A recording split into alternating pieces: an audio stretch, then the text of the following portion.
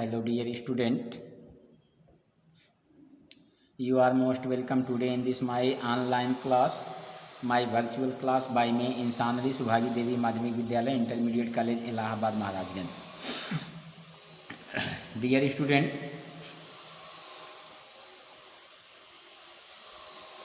today we have to explain class 12 English poetry chapter 2 The True Beauty composed by Thomas Carlyle. Dear student, आज हमें class 12 chapter 2 English poetry the true beauty के explain के विषय में पढ़ना है.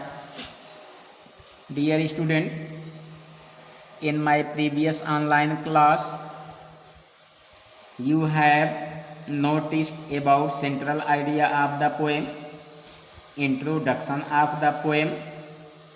Dear student, इसके पहले आप लोगों ने ट्रू ब्यूटी पोएम का सेंट्रल आइडिया आप लोगों ने सुना.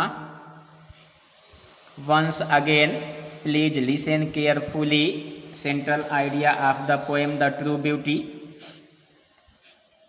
The poet has presented a fine comparison between the physical beauty and the spiritual beauty. Cheeks as red as rose, lips as red as gum, coral or munga, and the bright eyes shining like star make the physical beauty.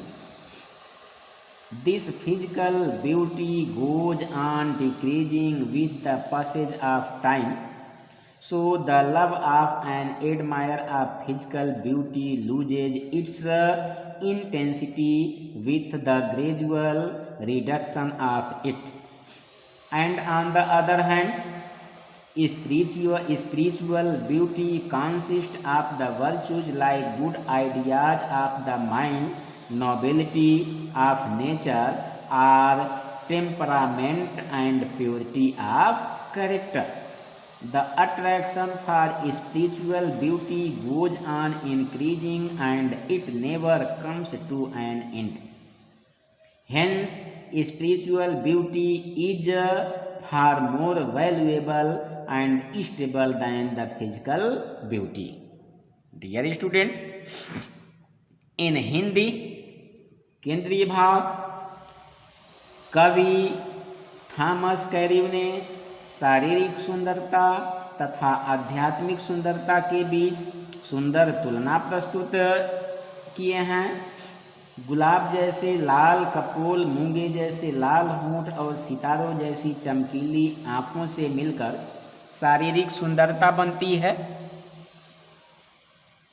और ये शारीरिक सुंदरता समय बीतने के साथ घटती जाती है.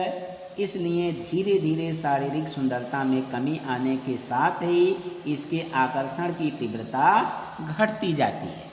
और वहीं दूसरी तरफ आध्यात्मिक सुंदरता में मन के अच्छे विचार, स्वभाव, भावों की श्रेष्ठता और चरित्र की पवित्रता जैसे गुण सम्मिलित होते हैं. आध्यात्मिक सुंदरता के प्रति आकर्षण निरंतर बढ़ता जाता है और कभी समाप्त नहीं होती है. इसलिए शारीरिक सुंदरता की तुलना में आध्यात्मिक सुंदरता कहीं अधिक मूल्यवान एवं अस्थायी है.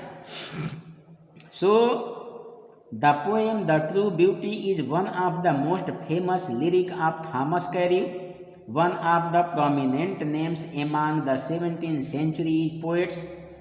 He was in poetry a disciple of Ben Jonson, but he was influenced by Donne, a great metaphysical poet of England.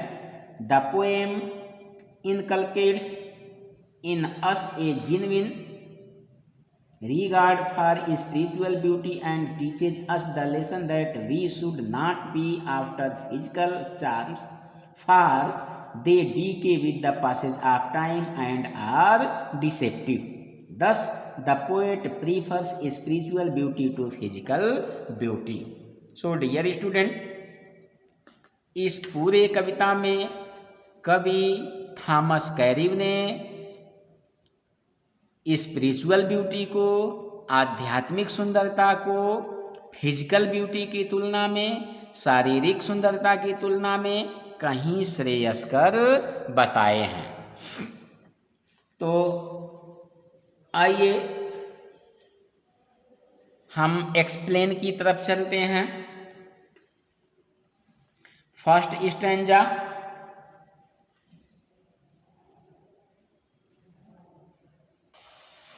Come to first stanza.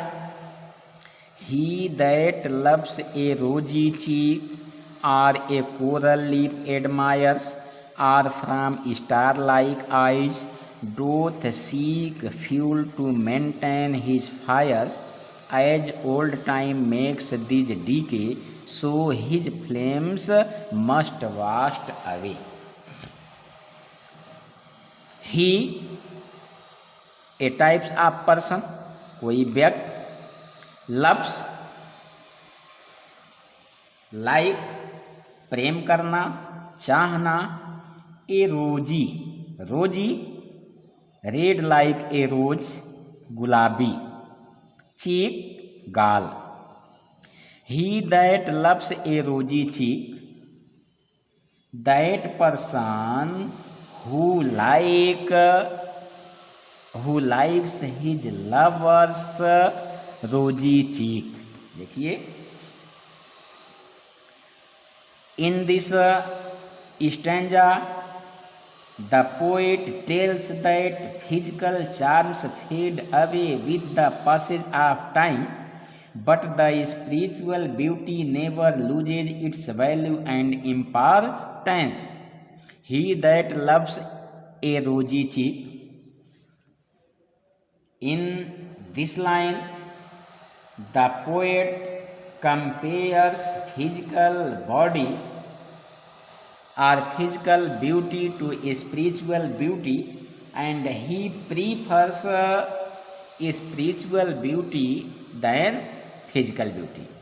So, he that loves a rosy cheek, जो प्रेमी अपने प्रेयसी के गुलाबी गालों से प्रेम करता है, प्यार करता है। Or a coral lip admires, here admires means praise, प्रशंसा करना। Coral a types of thing, मूंगा a types of stone, a types of jewels whom you call मूंगा। Or a coral lip admires, अथवा अपने प्रेयसी के मूंगे जैसे लाल होठों की प्रशंसा करता है।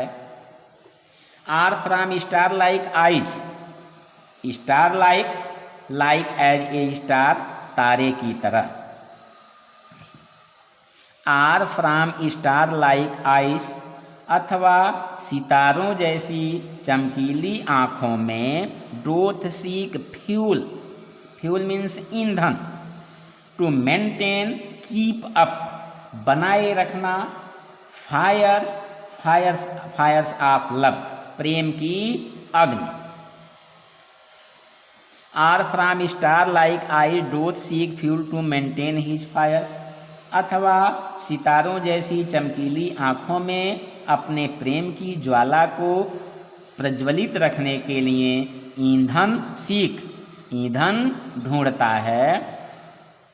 As old time makes these decay mean destroy, नष्ट करना। फ्लेम्स डिजायर फॉर लव, प्रेम की इच्छा। वेस्ट अवे, नष्ट हो जाना। As old time makes these decay, उसके प्रेम की ज्वाला का समाप्त हो जाना निश्चित है। इसका कारण यह है कि समय की गति के साथ यानी वृद्धावस्था में प्रेयसी की शारीरिक सुंदरता नष्ट हो जाती है। Once again, he that loves a rosy cheek, जो प्रेमी अपने प्रेसी के गुलाबी गालों से प्यार करता है, or a coral lip admires, अथवा उसके मूंगे जैसे लाल होठों की प्रशंसा करता है, or from star like eye doth seek fuel to maintain his fires, अथवा सितारों जैसी चमकीली आंखों में अपने प्रेम की ज्वाला को प्रज्वलित रखने के लिए ईंधन खोजता है।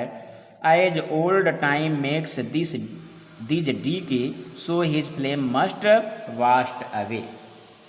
उसके प्रेम की ज्वाला का समाप्त हो जाना निश्चित है। कारण यह है कि समय की गति के साथ अर्थात वृद्धावस्था में उस प्रेयसी की शारीरिक सुंदरता नष्ट हो जाती है। Come to in English explanation. He that loves a rosy cheek or a coral lip admires are from star-like eyes does seek fuel to maintain his fire. The poet points out that the intensity of love, which is based on appealing physical charms such as fascinating rosy cheeks, coral-like lips, or sparkling eyes like that of star, is momentary.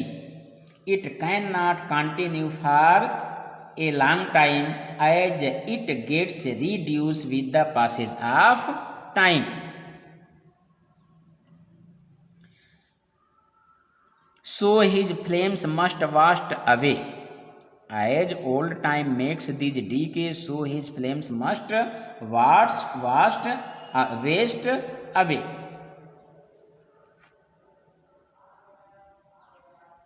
In old age, the physical beauty withers down, so the continuity of usual deep love cannot be expected.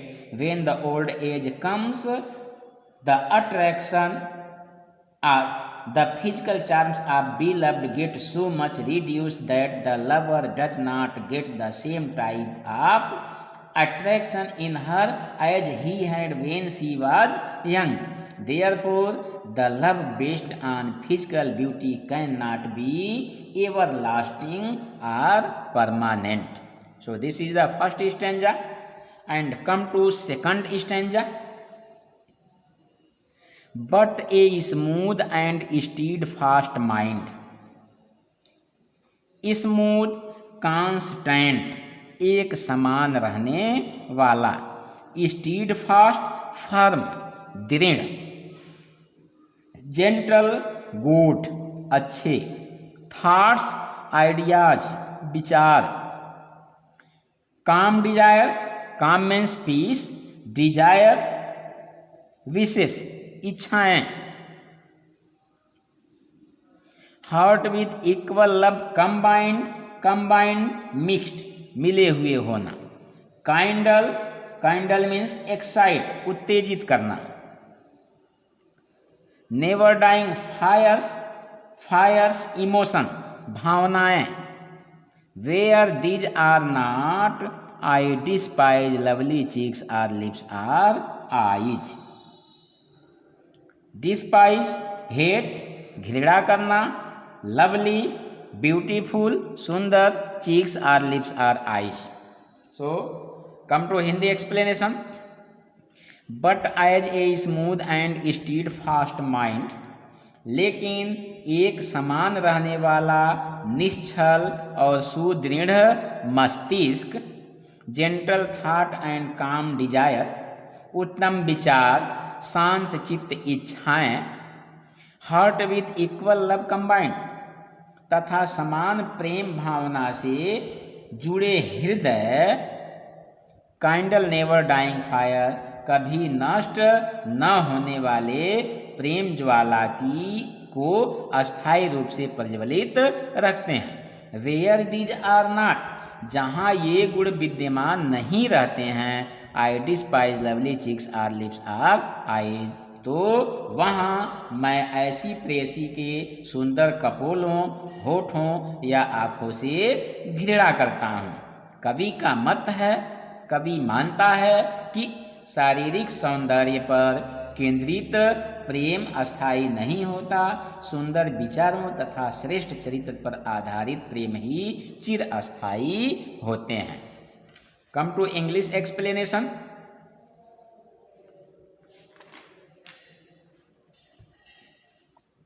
but a smooth and steadfast mind, gentle thoughts and calm desire, heart with equal love, combined kindle, never dying fires.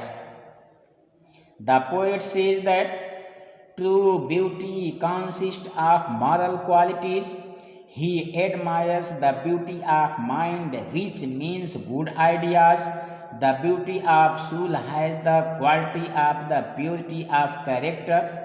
That woman will be called truly beautiful who has constancy and firmness in her mind, pure and noble thoughts, and good intentions are the basis of everlasting or permanent love.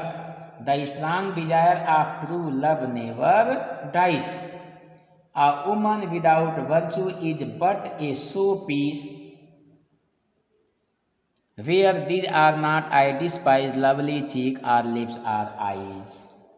She cannot maintain the constancy in her love.